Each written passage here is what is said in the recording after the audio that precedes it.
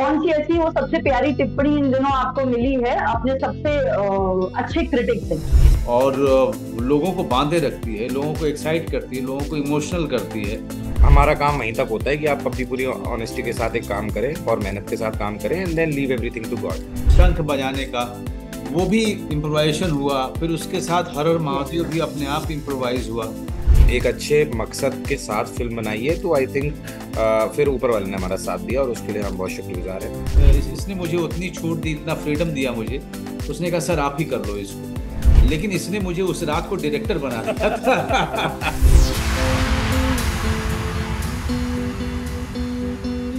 नमस्कार दर्शकों, news 18 Hindi originals में आप सभी का बहुत बहुत स्वागत है और मैं हूं आपकी होस्ट और दोस्त दीपिका शर्मा। और मुझे आप अक्सर मिलते हैं डिटॉक्स विद बॉलीवुड में, और आज ये डी टॉक्स करने वाली है दो ऐसे कलाकारों से जहां कहते हैं ना, किसी को एंटरटेन करने के लिए आपको एक बहुत बड़ी फौज चाहिए। आप सब मिलके हमें कुछ ऐसा करें कि किसी को मनोरंजन दे दे, लेकिन यहाँ एक ही बंदा काफी है जिसने इन दिनों ऐसी खलबली मचा रखी है जिसपे हर कोई बात कर रहा है। भाई हमारे यहाँ तो हर कोई कर रहा है, आप क्या नहीं कर रहा हो तो इसका मतलब शायद आपने ये फिल्म नहीं देखी और आपको ये फिल्म जरूर देखनी चाहिए। मनोज जी, अपूर्व जी, बहुत बहुत स्वागत है आपका न्यूज 18 थैंक पर। You, thank you, thank you. सबसे पहले तो बहुत बहुत शुक्रिया इतनी खूबसूरत फिल्म बनाने के लिए, क्योंकि कहते हैं ना, कोरोना काल में हम लोगों को जो सबसे ज्यादा अहमियत किसी चीज की पता चली तो वो मनोरंजन की थी, क्योंकि जब सब घरों में बंद थे तो एक चीज थी जिसने एहसास दिलाया कि हम सब जिंदा हैं और चीजें आगे जाके सही हो जाएंगी। तो शुक्रिया उसके लिए। Thank you. Sir, I know बहुत सारी तारीफें आ रही होंगी, लेकिन एक लाइन है जो मैं पढ़ना चाहूंगी और आई एम श्योर कि आप समझ जाएंगे किसने लिखी है। अगर आपने ये फिल्म अभी तक नहीं देखी है तो आपका ये पाप महापाप है, और ये इस महापाप की श्रेणी में आता है जिसकी कोई माफी नहीं है। सर, आप पहचान गए या मैं आपके इस दोस्त को याद दिलाऊं? कौन है ये? सर, ये शायरी भाषमी जी ने लिखा अच्छा, है। हाँ, शादी शादिब ने लिखा है, हाँ, yes, शादी yes, ने yes. बहुत ही बढ़िया लिखा था उसने। जी। शादी का सेंस सर ऑफ मेरा आपसे कमाल। सर मेरा आपसे सवाल ये था, सबसे पहले मनोज जी, आपने कहा कि आप अक्सर सुबह सुबह उठकर चाय पीते हैं अपनी पत्नी के साथ और डिस्कस करते हैं दिन की बातें, और एक समय होता है। कौन सी ऐसी वो सबसे प्यारी टिप्पणी इन दिनों आपको मिली है अपने सबसे अच्छे क्रिटिक से? अच्छा, मेरी पत्नी से? नहीं नहीं, मेरी पत्नी ने जी। कहा कि देखो यार, ये बहुत अच्छा सब्जेक्ट है। और ये मेन स्ट्रीम में कैसे एक अच्छी कहानी को रख करके एक मेन स्ट्रीम फिल्म बनाई जा सकती है, ये इसका बहुत बड़ा एग्जाम्पल है। और इसको इस बात को ये आप लोगों का सबसे बड़ा अचीवमेंट है, क्योंकि मेन स्ट्रीम जी। में ज्यादातर हम सिर्फ फॉर्मूला ढूंढते हैं, और ये फिल्म फॉर्मूला से बिल्कुल अलग जा करके एक कहानी कहती है। और लोगों को बांधे रखती है, लोगों को एक्साइट करती है, लोगों को इमोशनल करती है, लोगों को सारे भाव से वो लेके जाती है। ये ये बहुत बड़ी अचीवमेंट है, ये मेरी वाइफ ने मुझसे कहा था। चलिए, अपूर्व जी आपके पास आएंगे। सबसे पहले तो ये वो पहली फिल्म है जो टीवीएस के से बाहर निकल के आपने बनाई है, और क्या फिल्म बनाई है। तारीफें तो आपको बहुत सारी मिल रही होंगी। मुझे ये बताइए, जब आप इस फिल्म को बना रहे थे, कहीं ये एहसास आ रहा था कि आप इस बंदा को इतना बड़ा बंदा बना देंगे? नहीं, ऐसा नहीं, मेरे को नहीं लगता कोई भी कर सकता है वो। एक ऑनेस्टी के साथ आप किसी भी स्क्रिप्ट को अप्रोच करते हैं और जी। पहले तो कहानी में आप मेहनत करते हैं कि एक हमको अच्छी स्क्रीन प्ले तैयार करना है, और फिर जब आप डायरेक्ट कर रहे होते हैं तब आपको इतना पता है कि इतना आपको पता लग जाता है कि हाँ अच्छा बन रहा है। बट किसी भी इंसान के लिए वो प्रिडिक्ट करना मेरे को तो लगता है नहीं करना चाहिए, because something should remain with God. It should be like that, because हमारा काम वहीं तक होता है कि आप अपनी पूरी ऑनेस्टी के साथ एक काम करें और मेहनत के साथ काम करें and then leave everything to God.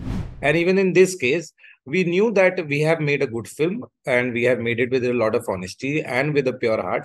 और एक हमने जब एक अच्छे मकसद के साथ फिल्म बनाई है तो आई थिंक फिर ऊपर वाले ने हमारा साथ दिया और उसके लिए हम बहुत शुक्रगुजार हैं। आप बहुत शुक्रगुजार हैं, हम भी शुक्रगुजार हैं कि ये फिल्म हमें देखने को मिली।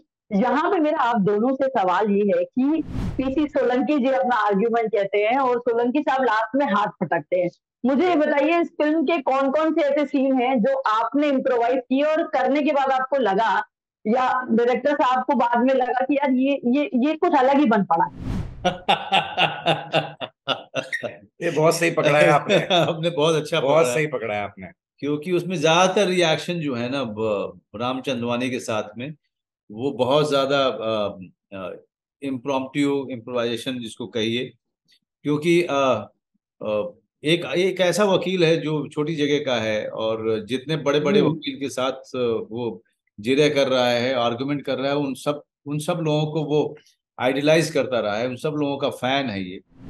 तो वो वो भी रखना था सामने, और उन सब चीजों को लिखा नहीं जा सकता। मुझे लगता है कि आप, हाँ, हाँ, इसको लिख नहीं मेरे सकते को हैं। लगता है उसमें बहुत बड़ा योगदान ओपोनेंट लॉयर का भी था कि जिस पावर डायनेमिक्स के साथ वो राइट। प्ले कर रहे थे उस सीन जी। का, तो ये एक तो फैन, हाँ। उसके बाद ये घबरा भी रहे थे कि अरे यार ये डांट रहे मेरे को, लेकिन फिर अपना पक्ष भी उतनी ही स्ट्रेंथ के साथ रखना है। तो आई थिंक वो जो लास्ट में सर मारते हैं ना, वो बड़ा कमाल का सर हाँ। ने दिया, और मैंने कहा यार ये तो कुछ और ही हो गया है। तो उन्होंने अपना जवाब उसी तरीके से दिया है। आई थिंक इसको आप लिख भी नहीं सकते, और इसको कोई भी अपने दिमाग में सोच नहीं बिल्कुल। सकता है।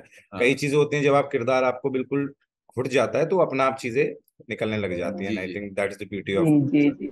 मनोज जी, इस सीन के अलावा एक वो हर हर महादेव जो सीन है, जो ट्रेलर में भी आया, वो भी इम्प्रॉम्प्टू था।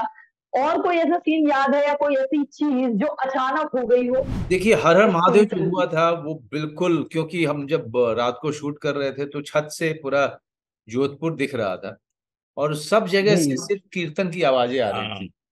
वह उस समय कीर्तन ही कीर्तन चल रहे थे। छोटे शहर में जैसा होता है, कीर्तन मंडलियां अलग अलग टेम्पल्स में अलग अलग घंटियां बज रही हैं, कीर्तन चल रहे हैं। तो जब हम सीन कर रहे थे तो मैं उन कीर्तन में डूब गया था। तो वो जो हर हर महादेव आया, वो जो पूरा मूड बना, वो उसके साथ जैसे वो शंख बजाने का, वो भी इम्प्रोवाइजेशन हुआ। फिर उसके साथ हर हर जी। महादेव भी अपने आप इम्प्रोवाइज हुआ। तो कभी कभी डिवाइन इंटरवेंशन हो ऐसे कमाल के होते हैं। और जब वो सीन मैंने कर दिया, तो मैंने अपूर्व की तरफ देखा, तो मैंने कहा, अब देखा कि ये चुपचाप बैठा हुआ है एकदम सन्नाटे में। मैंने कहा कि कैसा लगा, अच्छा नहीं लगा क्या? तो इसने कहा कि नहीं, अच्छा तो लगा, लेकिन मुझे एक और शॉट लगाना पड़ेगा फिर इसके लिए। ये कुछ कमाल हो गया है सर, ये मुझे एक और शॉट चाहिए इसके लिए। हाँ, तब तो फिर आप जो जी पीछे वाला शॉट, पहले तो मैं बहुत देर तक चुप हो गया, मेरे से आवाज ही नहीं निकली। फिर मैंने कहा अच्छा रुक जाओ, मेरे को ना एक शॉट और लगाना पड़ेगा, क्योंकि वरना जो आपने कर दिया है वो बढ़ाना। फिर वो पीछे वाला शॉट जो आप देखते हो, जो पूरा सिटी पे जाता है हाँ, जी। वो पूरा, फिर पीछे वाला हाँ शॉट में लिया। बाद तो उस में। दिन तो कुछ तो डिवाइन इंटरवेंशन था, बहुत हाँ, कमाल का। काफी। और ऐसे ऐसे बहुत सारे सीक्वेंसेस, जैसे वो बच्चे को मारने वाला, हाँ वो पूरा सीन जो है इम्प्रोवाइज्ड है। बिल्कुल। पूरा सीन वो इम्प्रोवाइज्ड है। जी और इसमें इसकी तबीयत खराब हो गई, वो रात का समय था। हाँ। अपूर्व की तबीयत खराब हो गई, फिर उसने कहा कि मैं मुझसे सर नहीं हो पाएगा, कल ही कर लेते हैं। आज आज तो मैं बहुत थक चुका हूँ, मैं I am not feeling well. तो मैंने कहा तू बैठ जा, हम लोग कर लेते हैं। फिर हमने मैं इसने मुझे उतनी छूट दी, इतना फ्रीडम दिया मुझे। उसने कहा सर आप ही कर लो इसको। एंड देन कैमरामैन को बुला करके फिर हाँ, पूरा मोमेंट समझाना, को एक्टर मेरी जो माँ बनी थी, बेटा, सबको समझाना। तो पूरा सीन जो है, मैंने अपनी जिंदगी में डायरेक्शन वगैरह करने का कोई ख्वाब नहीं है मुझे, ना मुझे लगता है कि मैं कभी बन पाऊंगा। लेकिन इसने मुझे उस रात को डायरेक्टर बना दिया था। हाँ, लेकिन कमाल का सीन हुआ है, देखिए आप। सच में, मैं वही बोल रही हूँ, जब आप बड़ी को उस कमरे से आवाजें आ रही थी ना, तो हमें दर्द हो रहा था बाहर दर्द की, हो रहा अरे यार ये क्या हो गया। था।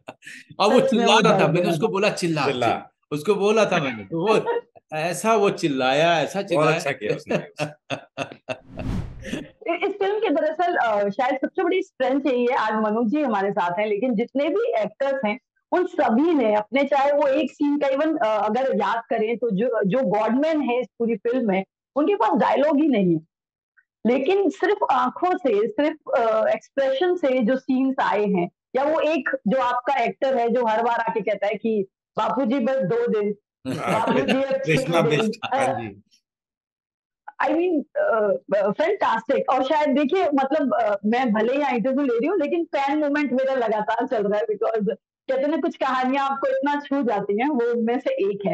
एक सवाल आप दोनों से यहाँ बनता है, ये फिल्म जितनी तारीफें या जितनी आज हम इसके क्राफ्ट पे बात कर रहे हैं, इसके बिजनेस पे नहीं, इसके आंकड़ों पे नहीं कि इतना आया इतना नहीं आया, या इस पे मुझे ये बताइए कि क्या आपको भी ये फील होता है कि ओटीटी पे इस फिल्म का आना बहुत अच्छी बात है, क्योंकि इस वजह से ही आज इसके सिर्फ क्राफ्ट पे बात हो रही है। आपने बहुत ही कमाल की बात की है दीपिका, मतलब thank you very much for really saying this. जिस बात को मैं कई साल से कहे जा रहा हूँ कि बॉक्स ऑफिस के कारण हम बहुत नुकसान हुआ है हमारा, क्योंकि बॉक्स ऑफिस में जो नंबर आते हैं ना, उसका लेना देना सिर्फ प्रोड्यूसर, डिस्ट्रीब्यूटर और एग्जीबिटर का होता है। हम कभी फिल्म के कहानी पे, कभी हम उसके क्राफ्ट पे, हम फिल्म मेकर की एबिलिटी के, उसके स्टोरी टेलिंग के, इसकी बात ही नहीं करते हैं। हम हमेशा बात करते हैं कि ये फिल्म अच्छी इसलिए है क्योंकि इसने इतना करोड़ कमा लिया, बुरी इसलिए है क्योंकि इसने सिर्फ इतने लाख कमाए। जबकि वो फिल्म अच्छी होती है, उसको दर्शक नहीं मिलते हैं, उसके अपने कारण हो सकते हैं कि क्यों नहीं मिले उसको, उस पे चर्चा हो सकती है। लेकिन जो कोई फिल्म 100 करोड़ कमा ले और वो अच्छी हो जाए, इससे मैं बिल्कुल इत्तेफाक नहीं रखता हूँ। क्योंकि हर फिल्म, जो लोग कहते हैं ना कि फिल्म अगर अच्छी होगी तो चल जाएगी, ऐसा कुछ नहीं होता है। बहुत सारी फिल्में हाल फिलहाल तक नहीं चली हैं जो बहुत अच्छी रही हैं, वो कहीं ना कहीं दर्शक वहां तक नहीं पहुंच पाए। इसलिए उस फिल्म पे कोई खामी नहीं होनी चाहिए। फिल्म के बारे में हमारा बात कर, जो क्रिएटिव लोग हैं या जो दर्शक है, उसके क्रिएटिव एस्पेक्ट पे बात करे, ना कि ये बात करे कि इसने इतना कमाया, उसने इतना कमाया, मेरे घर में कौन सा आ रहा है, अगर उसने कमाया तो मेरा उससे क्या लेना देना, है ना।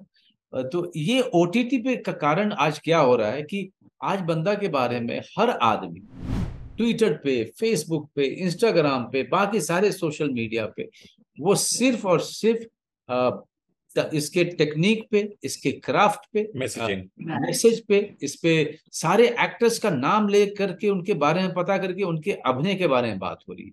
ये हम कभी बात ही नहीं कर पाते हैं। ये सबसे बड़ा जो है एडवांटेज है ओटीटी। ये और ओटीटी के शहंशाह हैं अपूर्व जी, जिन्होंने इससे पहले भी बड़ी लाइट हार्टेड बड़ी खूबसूरत फिल्में हमें दी हैं, जैसे सास बहू अचार प्राइवेट लिमिटेड मुझे बहुत पसंद आई है। शो है। शो तो एस्पिरेंट में भी आप जुड़े रहे हैं। अपूर्व, मुझे ये बताइए कि अब तक जो खासतौर पे टीवीएफ जिसके लिए फेमस है, वो एकदम ऐसी बातें जो धीरे से कह के और निकल जाता है, वहां बहुत लाउड एक्शन या कुछ धमाका नहीं होता। ये वो फिल्म थोड़ी से, हालांकि उसी टच को लेकर है जहाँ शांति से और सब कुछ कह दिया गया, लेकिन ये जॉनर काफी अलग था। कैसे तैयार किया खुद को इसके लिए? आई थिंक एक तो हुआ क्या था आपका? बहुत साल भी हो गए करते करते, आई थिंक मेरे को भी 14 साल हो गए हैं। तो लेकिन सबसे क्या होता है ना कि जब आपका कोई भी हीरो फिल्म का, जब आपकी ही गली से निकल के हीरो होता है ना, तब आप उससे कनेक्ट करते हो। मैंने भी हमेशा यही माना है कि जितने भी कहानियां मैं कहूंगा, उनका जो हीरो होना चाहिए ना, वो मेरी गली से निकला हुआ होना चाहिए, ताकि मैं भी रिलेट कर पाऊं और मेरी ऑडियंस भी रिलेट कर पाए। मेरा हीरो हेलीकॉप्टर से जंप नहीं मार सकता, क्योंकि हमने देखा ही नहीं है। अब जैसे आप इस कहानी को भी देखते हैं, तो जो हीरो है वो हमारे ही बीच से निकला हुआ एक आम इंसान है, जिसने जंग छेड़ दी कि मैं इस बच्ची को न्याय दिला के रहूंगा, और यही मैं करता है। इवन टीवीएफ में, और सास बहू अचार की बात करें, सास बहू अचार में भी यही है कि हमारी गली से एक औरत ने डिसाइड किया कि मैं अपना स्टार्टअप खोलूंगी। तो हमेशा से मैं यही काम करता हूँ, यस। और ये मेरे लिए चैलेंज भी होता है, क्योंकि ये थोड़ा सा थ्रिलर क्राइम वाले जॉनर में आ जाता है, तो चैलेंज होता है, और चैलेंज को मैंने उसी तरह से एक्सेप्ट किया। चलिए, चैलेंज आपने एक्सेप्ट किया। एक और जो अहम चीज इस फिल्म में है कि पीसी सोलंकी का जो किरदार है, वो बड़ी दृढ़ता से, या कहें कि बड़े ही सही तरीके से अपनी बात रखता है, लेकिन जो उसके किरदार की शुरुआत है वो उसके महादेव के भक्त होने से होती है। ये जो करेक्टराइजेशन है उसका, महादेव का भक्त होना, ये कितना इंपॉर्टेंट था? क्या वो भक्त नहीं होता, या हम इस तरह से उसे प्रेजेंट नहीं करते, तो भी ये बात उतनी ही दमदार होती? नहीं, मेरे को नहीं लगता। मेरे को लगता है कि उनका महादेव का भक्त होना भी उतना ही जरूरी है।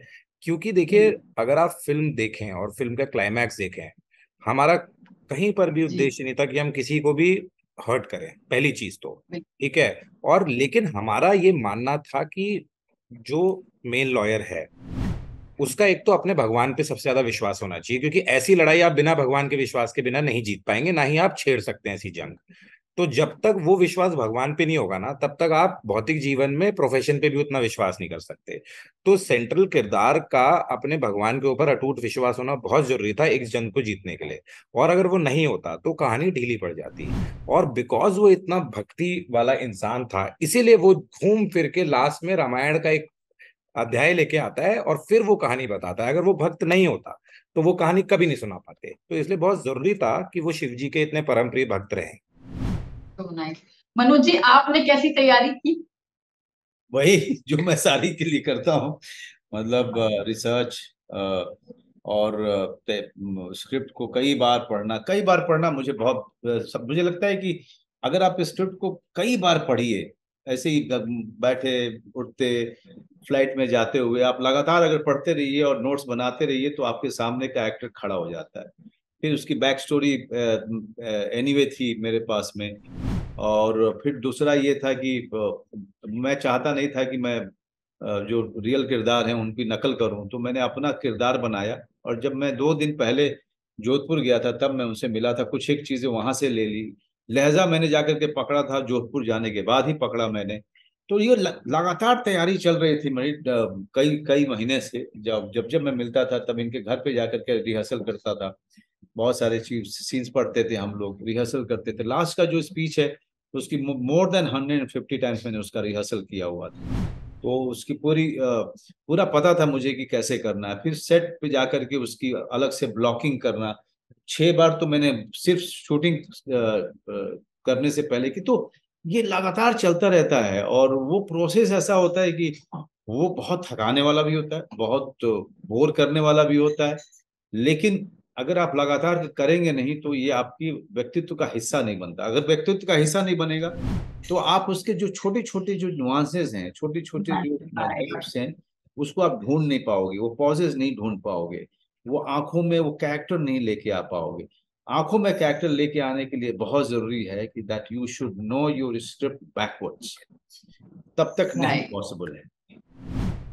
तब तक हो ही नहीं सकता था। वो होठ हिलता हुआ महसूस ही नहीं कर पाते हम जो आखिरी सीन में है।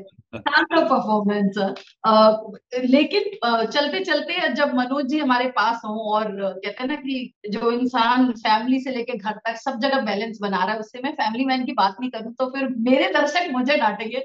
तो सर कुछ कुछ कुछ खोल पाएंगे? आप कब आ रहा है, क्या आ रहा देखिए अमेजोन अब मेरे मेरे ख्याल से अब धीरे धीरे अब तैयार हो रहा है। जल्दी ही कॉन्ट्रैक्ट्स वगैरह आने वाले हैं हमारे लॉयर्स के पास में। बहुत जल्दी जो राइटर्स हैं मुझे इतना पता था, उनसे बात हो चुकी है। वो लोग अब लिख भी रहे हैं। खत्म नवंबर में मेरे ख्याल से हम लोग शूटिंग शुरू कर देंगे। चलिए, तो क्योंकि हमें सबको फोमो हो रहा है बिना फैमिली मैन के। हमें मुझे भी फोम हो रहा है। मतलब मैं भी जो है श्रीकांत तिवारी के कपड़े पहनने के लिए मैं आतुर हूँ। और मैं अपने फैमिली जो फैमिली मैन की टीम है वापस से उनसे मिलने का मन कर रहा है। तो सब अब अलग अलग जो हो गए थे वापस से मिलेंगे, फिर से मेहनत और बहुत सारी पिकनिक, यही सब होने वाला है। चलिए, बहुत बहुत धन्यवाद। बहुत मजा आया बात करके। और मैं शायद थोड़ी अनलकी रह गई क्योंकि जब आप दिल्ली आए और मैं आपसे उस समय नहीं मिल पाई। जी जी जी। पर अब मैं आपसे मिल पाई तो बहुत मजा आया। धन्यवाद इस फिल्म को देने के लिए, क्योंकि इस फिल्म की चर्चा हमारे ऑफिस में भी काफी हो रही है। और मैं इंटरव्यू खत्म करूं उससे पहले बता दूं, मेरे एडिटर साहब जो है दयाशंकर मिश्रा जी, उन्होंने स्पेशली आके हमसे कहा कि कैसे उन्होंने अपनी बेटी के साथ बैठ के ये फिल्म देखी और कितनी अच्छी बात है कि उन्होंने बिटिया को दिखाई ये फिल्म और खुद भी देखी। और उनको मतलब आप एक पूरी फिल्म देख पाते हैं, महसूस कर पाते हैं कि कितना जरूरी है अपने बच्चों को भी दिखाना। ये फिल्म बहुत जरूरी है कि आप अपनी बिटिया को दिखाएं, अपने बच्चे को दिखाएं, जी। बेटे को दिखाएं। क्योंकि ये पूरा एक्सपीरियंस लोगों को ना सिर्फ सतर्क करेगा आसपास के खतरे से, बल्कि उनको एक बिल्कुल। अच्छा इंसान बनने की तरफ भी प्रेरित करेगा ये। जी जी जी।